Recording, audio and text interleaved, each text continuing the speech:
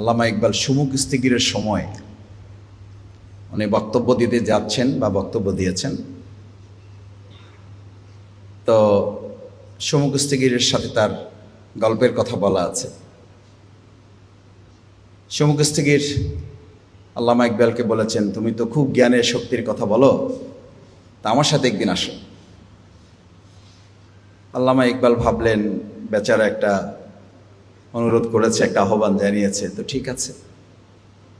বলছে তোমার সাথে যাব, তো আমার সাথে একদিন আগে তুমি একটু আসো, আমি তোমাকে একটা প্রোগ্রামের দাওয়াত দিব।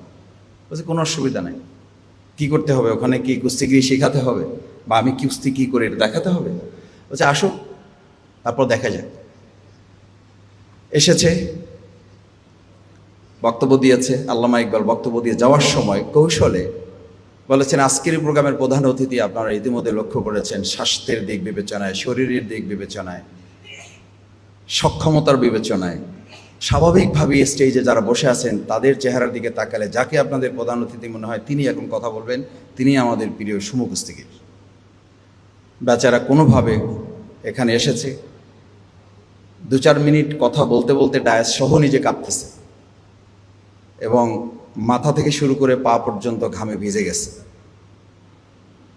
তো যেতে যেতে শেষ করে কোনো রকম আল্লামা ইকবালের কানে কানে বলতেছে যে আমি বুঝতে পারলাম না, 24 ঘন্টার মধ্যে 18 ঘন্টা কুস্তি করি, ঘাম বার করতে, সোয়েটিং করতে আমাকে এত কিছু করতে হয়, আর এখানে 3 মিনিটে আমার পুরো শরীর ঘামে ভিজে গেল এবং আর বেশি দাঁড়াতেও পারলাম না। এটা শক্তিটা কি? আল্লামা ইকবাল তখন এসে আবার দাঁড়িয়ে তাদের সামনে বললেন, আমি এই মেসেজটা আপনাদেরকে দিতে চেয়েছি, যেটা সুমুখ-ইস্তিগির আমার কানে কানে বলেছে, সে কথাটা এখন আমি আপনাদের সামনে বলছি। সে 18 ঘন্টায় যে শক্তি ব্যয় করে ঘাম ঝরাতে পারে না, 3 মিনিটে তার ঘামের শরীর ভিজিয়ে দিয়েছে যে শক্তি, সেটার নাম হচ্ছে জ্ঞান। অত্যন্ত দুর্ভাগ্যের ব্যাপার বলতে হবে, যে দেশে আমরা বাস করি সেই দেশে সুমুখ-ইস্তিগিরের সংখ্যা বৃদ্ধি পাচ্ছে, কিন্তু জ্ঞানের শক্তিতে আমাদের এই দেশ, সমাজ, রাষ্ট্র, বিশ্ববিদ্যালয়, আমাদের এই আঙ্গিনা পরিচালনা করার সংখ্যা ক্রমান্বয়ে কমে যাচ্ছে বলে আমাদের এখন ট্রাফিক সিগন্যাল বাস্তবায়নের জন্য আমাদের ছোট বাচ্চারা যখন তাদেরকে আমরা বলি যে এখানে দাঁড়াও, তখন তারা বলে এখানে দাঁড়াতে হবে কেন? কারণ সে তো জানে না, ক্লাসে তো তাকে এই শিক্ষা দেওয়া হয় নাই, আমাদের শিক্ষা ব্যবস্থার মধ্যে এটা নেই। অথচ আমি লন্ডনে ছাত্র শিবিরে যখন দায়িত্ব পালন করে গিয়েছিলাম, রাত 3টার সময় একটা প্রোগ্রাম শেষ করে রাস্তা পার হচ্ছি, আমার সাথে যে ভাই ছিলেন তার ছেলেটাও ছিল। তো আমরা রাস্তা পার হতে গিয়ে আমি আর অপেক্ষা করি নাই, আমি রাস্তা পার হয়ে গেছি। সে তার বাবাকে বলছে, মাই আঙ্কেল ইজ ভেরি নটি। আমি তাকে, আমার ভাই যে, আমি বললাম যে কী ব্যাপার, সে আমাকে এরকম গালিগালাজ করতেছে, মানেটা কি? বললো যে আপনি তো এটা ভুল করে ফেলছেন, রাত 3টা হোক 4টা হোক, এখন তো রেড সিগন্যাল, এখন তো আপনার যাওয়ার কথা না। এটা সে খেয়াল করেছে যে আপনি রাস্তা কেন পার হলেন, এখন কোনো গাড়ি নাই, সব ফাঁকা, ঠিকই আছে, কিন্তু সিগন্যাল তো আপনাকে মানতে হবে। এই যে তাকে একটা শিক্ষা দেওয়া হয়েছে, যে একটা ট্রিটমেন্ট সে পেয়েছে, একটা লেসন, সে নার্সারিতে পড়ে, এরকম একটা অবস্থায় তার পক্ষ থেকে একটা আমাকে মেসেজ দেওয়া হয়েছে। আমি তখন মাস্টার ডিগ্রি শেষ করে পিএইচডিতে পড়াশোনা করছি, অত পিএইচডি করার পরও আমার মধ্যে এই চেতনা জাগ্রত হয়নি। আমার এই দুর্বলতা আছে, কারণ আমার এই দুর্বলতার জন্য তো আমার এই দেশের রাষ্ট্রীয় শিক্ষা ব্যবস্থা দায়ী। আমার এই শিক্ষা ব্যবস্থা তো আমার সন্তানকে শেখায়নি, আমরা শেখাইনি, যার কারণে আজকে আমাদের রাজনীতিতেও কোনো ট্রাফিক সিগন্যাল নেই। কে কোথায় কখন কোন কথা বলবে, জিব্বারও কোনো ট্রাফিক সিগন্যাল নেই। যে যার মতো করে বলে দিচ্ছেন, যে যার মতো করে কথা বলতে পারলে সে তাকে অনেক বড় শক্তিশালী মনে করছেন। সে রাষ্ট্র পরিচালনায় কোনো ভূমিকা নাই তার, কিন্তু সে মনে করছে তার কথা মতো সব কিছু হয়ে যাবে। কেন হয়ে যাবে? হয়ে যাবে, শিক্ষার মূল ইথিক্সটা বলা হয়েছে, ইটস এ মোরালিটি।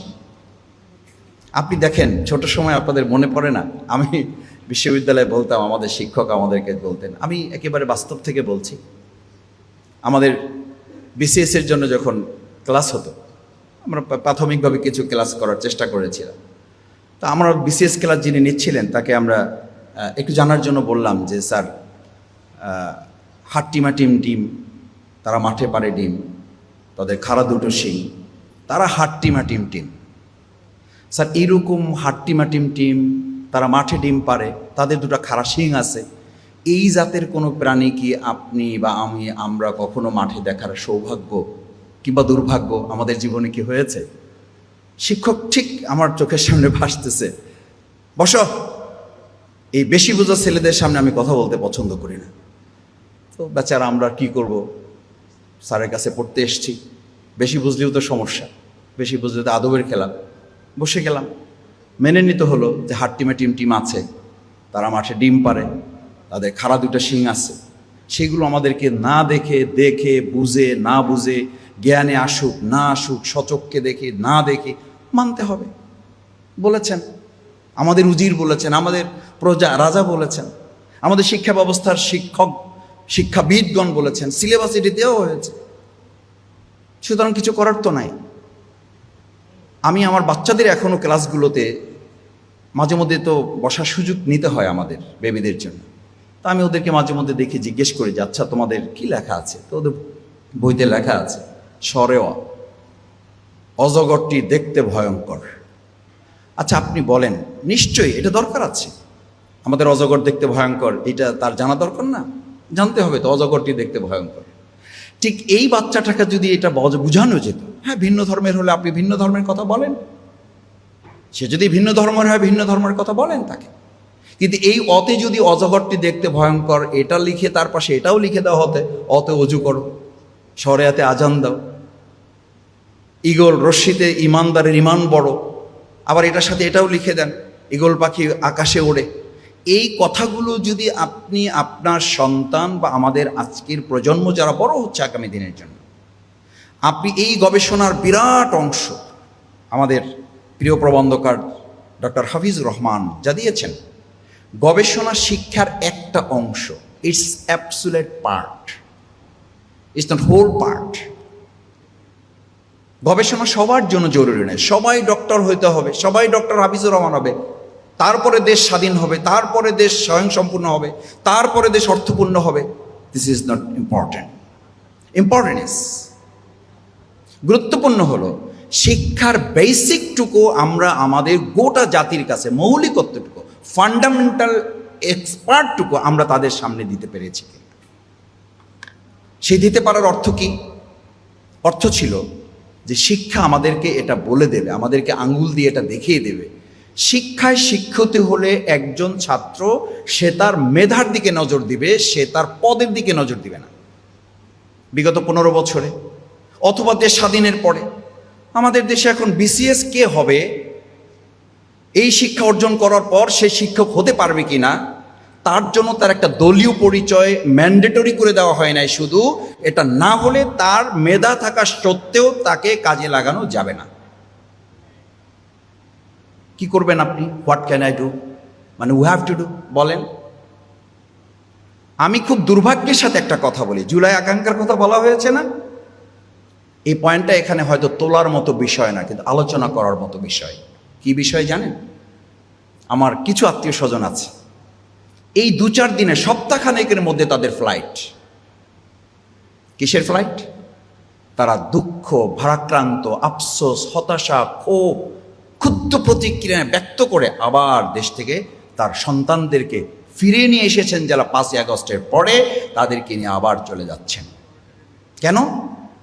তারা বলছেন our knowledge brings us nearer to ignorance, our ignorance brings us nearer to death। আমি জানি না আপনাদের কাছে এই মেসেজ পৌঁছেছে কিনা। জুলাই চেতনা বাস্তবায়নে ব্যর্থতার রাস্তায় ইতিমধ্যে আমরা হাঁটতে শুরু করেছি। জুলাই আকাঙ্ক্ষা ইতিমধ্যে বিধ্বস্ত হতে শুরু করেছে। 5ই আগস্টের পর যারা সাহস, হিম্মত, বলিষ্ঠতা, দেশপ্রেমের চেতনা নিয়ে দেশে ফিরে আসার উদ্যোগ গ্রহণ করেছিলেন, তারা আবার দেশের এই সামগ্রিক পরিস্থিতি, এবার কেউ কেউ তো বিমানবন্দরে গিয়ে স্ট্যাটাস দিচ্ছেন, বাই বাই বাংলাদেশ। কি মেসেজ পাচ্ছি আমরা? আমাদের কতগুলো সংস্কার কমিশন হয়েছে। আচ্ছা আপনি বলেন, আমি দুঃখিত, খুবই দুঃখিত, আমি একজন রাজনৈতিক কর্মী, ক্ষুদ্র কর্মী, আবার পড়াশোনায় চেষ্টা করেছি একজন ছাত্র হিসাবে, এখনো নিজেকে পরিচয় দিতে স্বাচ্ছন্দ্য বোধ করি। আপনাদের কি চোখে পড়েছে ঐক্যমত্য কমিশনে আমাদের 30 থেকে 40টি দল 2 মাসের অধিক সময় যারা ওখানে তর্ক বিতর্ক করেছেন, ডিবেট করেছেন, দেশ নিয়ে গম্ভীর আলোচনা করেছেন। কতদিন কোন পত্রিকার কোন হেডলাইনে লাল কালার দিয়ে আপনার সামনে চোখে পড়েছে? কোনো কথা শুনতে চায় না, আগে শিক্ষা সংস্কার করতে হবে, কারণ বিগত 15 বছরের সবচেয়ে বড় ধ্বংসের তালিকা শুরু হয়েছে শিক্ষা দিয়ে। শিক্ষা শেষ করেই আমাদের ছাত্রদের কাছে মেসেজ দেওয়া হয়েছে, তোমার পড়তে হবে না, তোমার পথ ঠিক রাখো, বিসিএস এ ঢুকিয়ে দেওয়ার দায়িত্ব আমাদের। তোমার পড়তে হবে না, তোমাকে শিক্ষক করার দায়িত্ব আমাদের। সেও বিশ্ববিদ্যালয়ে পড়াশোনাই করে নাই, সে বিশ্ববিদ্যালয়ের শিক্ষক হয়েছে 15 বছরে। সে একটা ইউনিয়নের উপপ্রচার সম্পাদক, ইউনিয়নের উপপ্রচার সম্পাদক, প্রচার সম্পাদক পুরোটাও পায় নাই। সে 1000 কোটি টাকার মালিক হয়েছে, তাহলে সে পড়বে কেন? কেন পড়তে হবে তাকে? তার অপরাধটা কি? আমাদের গ্রামের কথায় শিক্ষকরা আছেন, বললে আরো খারাপ করে বলতে হয়, তাকে কি পাগলা কুকুরে কামড়িয়েছে যে সে পড়তে বসবে? তার কি মাথা খারাপ হয়েছে সে পড়তে বসবে? আমাদের তথাকথিত একজন প্রধানমন্ত্রী ছিলেন, তার পিয়ন 400 কোটি টাকার মালিক হয়ে গেছে। সেই দেশে পড়াশোনার কি দরকার? কেন ডিগ্রি নিতে হবে? কেন শিক্ষক হতে আসবে? কেন শিক্ষার এত মূল্যায়ন হবে? আমাদের শিক্ষা সংস্কার কমিশন একটা হয়েছে, আমাদের বললাম না যে 2 মাস ধরে যে আলোচনা রাজনীতিবিদদের মধ্যে হয়েছে, লালকালি থেকে আমরা কোনো পত্রিকায় দেখেছি যে শিক্ষা সংস্কারের জন্য এই নীতিমালা বাস্তবায়নই হবে আমাদের অন্য সকল সংস্কারের মূল কেন্দ্রবিন্দু। মাথা ঠিক নাই, আপনি শরীর নিয়ে ভাবছেন, কি লাভ হবে? এ তো আমাদেরই কথা, আমরাই বলছি। Hour knowledge brings us nearer to ignorance. আমাদের শিক্ষা, এই প্রচলিত শিক্ষা আমাদেরকে অজ্ঞতার দিকে নিয়ে যাচ্ছে। Hour ignorance brings us nearer to death, এটা আমাদেরকে মৃত্যুর দিকে ধাবিত করছে। আপনি ভাবছেন মানুষ মরে গেলেই মরে যায়? মানুষ জীবিত থেকে মৃত থাকে। ওই মৃত যে মানুষ, যার কোনো বিবেক থাকে না, কোরআন তাকে বলছে উলাইকা কাল আনআম বাল হুম আদাল। ও পশুর চেয়েও নিকৃষ্ট। সে কে? এই পশুর চেয়ে নিকৃষ্ট মানুষকে আমরা এখন দেখছি না? পাথর দিয়ে মানুষ হত্যা করা হয়, পাথর সরিয়ে একটা মানুষের বাসযোগ্য পৃথিবীকে মরুভূমি বানিয়ে আমাদেরকে মৃত্যুর দিকে ধাবিত করা হয়। This is knowledge our brings us nearer to ignorance. আপনার কি মনে হয় এই লোকটার মধ্যে শিক্ষা নাই? শিক্ষা আছে। কি নেই? যা নেই সেই কথাটুকু বলে শেষ করতে চাই। কি নেই জানেন? আমাদের তো শিক্ষার অগ্রগতি হচ্ছে, উন্নতি হচ্ছে, শিক্ষার দিকে আমরা প্রচণ্ড গতিতে আগাচ্ছি, কিন্তু ওই রকম আগাচ্ছি চিংড়ি মাছের মতো। ওই যে চিংড়ি মাছের পচন কোথায়? চিংড়ি মাছের পচন তো পায় না, চিংড়ি মাছের পচন তো হাতে না, চিংড়ি মাছের পচন তো পেটে না, চিংড়ি মাছের পচন তো হলো যাহা থাকে নিচে তাহা থাকে মাথায়। সঙ্গত কারণে চিংড়ি মাছ খুব লাভ দেয়। আমাদের ছোট সময় মনে পড়ে, আপনাদেরও মনে পড়ার কথা, চিংড়ি মাছ ধরতে গিয়ে, মাঝারি সাইজের বা বড় সাইজের চিংড়ি মাছ ধরতে গিয়ে আপনি খেয়াল করবেন, চিংড়ি মাছের ধরতে হলে আপনাকে সামনে হাত দিতে হয় না, হাত একটা পিছনে আর একটা উপরে রাখতে হয়, কারণ সে লাভ দেয়, বাট যায় কোথায়? যায় পিছনে। আমাদের পচন মাথায় হওয়ার কারণে সেই পচনটা কি? সেই পচনটা কি? Career and character. Career and character দুটো ওতপ্রোতভাবে জড়িত না, দুটোর পরিপূরক, একটা ছাড়া আর একটা অচল। ক্যারিয়ার অ্যান্ড ক্যারেক্টার, আমাদের ক্যারিয়ারে যতটা নজর আছে, আমাদের ক্যারিয়ার ক্যারেক্টার সেই নজর নাই, এবং নজর দেওয়াটাকে আমরা আবার ধর্মান্ধতার মধ্যে নিজেকে ফেলে দিচ্ছি। এই যে এই জায়গায় দাঁড়িয়ে কথা হচ্ছে, শহীদ আব্দুল মালেক এই কথাটাই তো বলতে চেয়েছিলেন 1969 সালের 12 তারিখে একই কথা, শুধু এই কথাটুকু বলেছিলেন, সম্মানিত শিক্ষক, ছাত্র, শিক্ষার্থী ভাই বোনেরা, প্লিজ প্লিজ তোমরা আসো, তোমাদের জ্ঞান দরকার, কিন্তু তার সাথে career and character. Career and character, career without character is dangerous, more dangerous than a lion. এটা একটা উন্মত্ত সিংহের চেয়ে ভয়ঙ্কর। শুধু এই কথাটুকু আব্দুল মালেক ভাই বলতে চেয়েছিলেন, এই কারণে তৎকালীন সবচেয়ে শিক্ষিত এবং পরিচয় দিতেন আমরা বাম ঘরানার মানুষ, আমরা ওই সমস্ত ধর্ম চাই না, ওই সমস্ত ক্যারেক্টার লাগবে না আমাদের। এই কথা তখন বলা হলো 1969 সালে 12 আগস্ট, আর আজকের 2025 সালে ওই একই কথা বলার কথা আমাদেরকে শুনতে হয়। ওইসব ধর্ম বাদ দেন, ওইসব ক্যারেক্টার লাগবে না বলেই তো আব্দুল মালিক ভাই শুধু এই কথাটুকু বলেছিলেন, প্লিজ। আর আমরা আজকেও আবার এসে বলছি, কত বছর, কোথায় 69 আর কোথায় 2025, এতগুলো বছর পেরিয়ে আমাদেরকে সেই মানুষ দেখতে হয় যে মানুষগুলো পাশবিকতায় পরিপূর্ণ। কারণ একটা মানুষের মধ্যে দুটো সত্তা আছে, অ্যানিমালিটি, মোরালিটি। আপনি অ্যানিমালিটিটাকে চেক দিবেন, মোরালিটিটা ডেভেলপ করবে। মোরালিটিকে চেক দিবেন, অ্যানিমালিটি আপনার লাগামহীন হয়ে পড়বে। আজকে বাংলাদেশে আমরা অ্যানিমালিটি লাগামহীন কিছু পশুতুল্য মানুষ পাচ্ছি।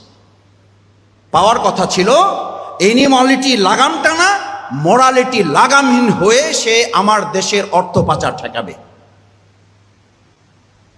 মোরালিটি লাগামহীন হয়ে আমাদের ব্যাংক ডাকাত ঠেকাবে। আমাদের তো সমস্যা এই না যে গ্রামে চুরি হচ্ছে, আমাদের সমস্যা তো ব্যাংক ডাকাতি হয়ে যাচ্ছে, আমাদের সমস্যা তো হচ্ছে অর্থ পাচার হয়ে যাচ্ছে, আমাদের সমস্যা তো আমাদের নৈতিকতা বিলীন হয়ে যাচ্ছে, আমাদের সমস্যা তো আমাদের শিক্ষার্থী এক বোনকে বোন মনে করতে যত স্বাচ্ছন্দ্য বোধ করি, আধুনিকতা মনে করি তাকে গার্লফ্রেন্ড মনে করা। বোন মনে করলে বললে যে ও আচ্ছা উনি একটু হুজুর টুজুর আছে আর কি, মাদ্রাসা পড়ে আসছে তো ওই কারণে একটু চিন্তা দৃষ্টিভঙ্গি একটু ধোঁয়াশে আছে আর কি, ক্লিয়ার হয়ে যাবে, ঠিক হয়ে যাবে, কিছুদিন চললে আস্তে আস্তে ঠিক হয়ে যাবে। ঘটনাটা ঠিক আমাদের প্রেসিডেন্ট সেই হোসাইন মোহাম্মদ এরশাদের মতো। পাবনা পাগলা গারদে গিয়ে তিনি নাকি বলেছিলেন, প্রিয় পাগল বৃন্দ, আমি প্রেসিডেন্ট হোসাইন মোহাম্মদ এরশাদ। 2-3 জন পাগল সামনে এসে আগে বলছিলেন, মিস্টার এরশাদ সাহেব, প্রথম আমরা যখন এখানে ঢুকেছি আমরা নিজেদেরকে সবাই প্রেসিডেন্ট মনে করেছি, কিছুদিন আমাদের সাথে থাকেন, ঠিক হয়ে যাবে। ওরকম প্রথম প্রেসিডেন্ট আমরাও মনে করেছি, আমাদের সাথে কদিন থাকেন, ঠিক হয়ে যাবে, কোনো অসুবিধা নেই। আমাদের দেশে এরকম ভালো কথা কেউ বলতে শুরু করেন, আমাকেও বলবেন, কেউ এখনই বের হইলে হতে বলবেন, ওরে মাসুদ সাহেব ভালো কথা বলেছেন, ঢাকা বিশ্ববিদ্যালয়ে। এটা বুঝবেন না উনি ঢাকা বিশ্ববিদ্যালয়ে পড়েছেন, উনি বুঝবেন না। আমাদের সাথে থাকেন কিছুদিন, ঠিক হয়ে যাবে, আমাকেও ঠিক করে ফেলবে। আমি ইংল্যান্ড থেকে এসে একটা সেমিনারে কথা বলতে বলতে বের হয়ে হ্যান্ডশেক করে আমাকে বলছেন, মাসুদ ভাই বিদেশ থেকে এসেছেন তো একটু কিছুদিন এরকম একটা ফ্লেভার থাকবে, আমাদের সাথে থাকেন, আস্তে আস্তে ঠিক হয়ে যাবে। আমার ভাইয়েরা, এই ঠিক হয়ে যাওয়া আর কতদিন? আজকের সেমিনারটা যদি শহীদ আব্দুল মালিককে আমাদের স্মরণ করিয়ে দেয়, তিনি শুধু এই কথাটুকুই বলেছিলেন, career and character, career and character place. আর যদি তা না হয়, career without character is more dangerous than a lion. একটা উন্মত্ত সিংহ, কল্পনা করুন, ভাবুন, এই বিশ্ববিদ্যালয়ের অঙ্গনে টিএসসি চত্বরে যদি একটা উন্মত্ত সিংহকে ছেড়ে দেওয়া হয়, তাহলে সে যতটা ভয়ঙ্কর, পৃথিবী আমাকে বলছে, এখনকার পৃথিবী আমাকে বলছে, ক্যারিয়ার উইদাউট ক্যারেক্টার নাই এরকম ক্যারিয়ার সম্পন্ন একটা মানুষ is more dangerous than a lion. এরকম একটা উন্মত্ত সিংহের চেয়েও এই ক্যাম্পাসের জন্য সে ভয়ঙ্কর। এই ভয়ঙ্কর রূপ আমরা দেখেছি। এই বিশ্ববিদ্যালয়, এটাকে ডাকাতদের গ্রাম বলার কথা, কিন্তু বলা হয়েছে তো। জাহাঙ্গীরনগর বিশ্ববিদ্যালয় 100 সেঞ্চুরি করার ঘোষণা সেখান থেকে কি আসার কথা, কিন্তু শুধু এসেছে, মিষ্টি বিতরণ হয়েছে। তার মানে তো ঠিকই আছে, is more dangerous than a lion. আমরা এই উন্মত্ত সিংহের রাজত্ব থেকে যদি বের হতে হয়, তাহলে শহীদ আব্দুল মালিকের সেই রেখে যাওয়া একটা sentence, career and character, no without character, career and character is more important our nation. আমাদের দেশের জন্য ক্যারিয়ার গুরুত্বপূর্ণ, কিন্তু তার চেয়েও চরিত্র, সততা, যোগ্যতা, দক্ষতা, ইন্টিগ্রিটি, এটা আমাদের তার চেয়ে অনেক বেশি গুরুত্বপূর্ণ। যারা এটা করে তারা পার্শ্ববর্তী কোনো আধিপত্যবাদের কাছে মাথা নত করে না। যাদের কাছে এটা গুরুত্বপূর্ণ, তারা কখনো অন্য একজন ছাত্র, অন্য একজন ভাইকে অন্যায়ভাবে আঘাত করতে পছন্দ করে না। তারা তাদের ভাইকে নিয়ে নিজের পরিবারটাকে যেমন সাজায়, বিশ্ববিদ্যালয়টাকে সেভাবে সাজায়। সামনে ডাকসু নির্বাচনের কথা শুনছেন আপনারা, এই ডাকসু নির্বাচনের মূল থিম হওয়া উচিত, tolerance is the best teacher. এডুকেশনের এখনকার লেটেস্ট স্লোগান হচ্ছে education. What is the definition of education? শিক্ষা হচ্ছে is more tolerance. Tolerance, what is the definition of tolerance? Tolerance means is the best teacher. এটা হচ্ছে সবচেয়ে বড় শিক্ষক।